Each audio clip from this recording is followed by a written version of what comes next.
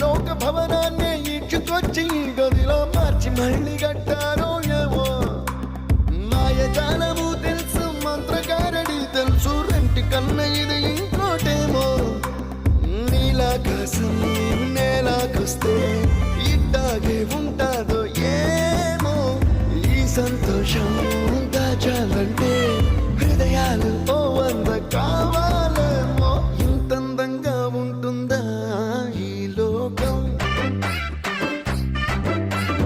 ఇన్నాళ్ళు ఈ మనసుకి తెలియాలేదే పాపం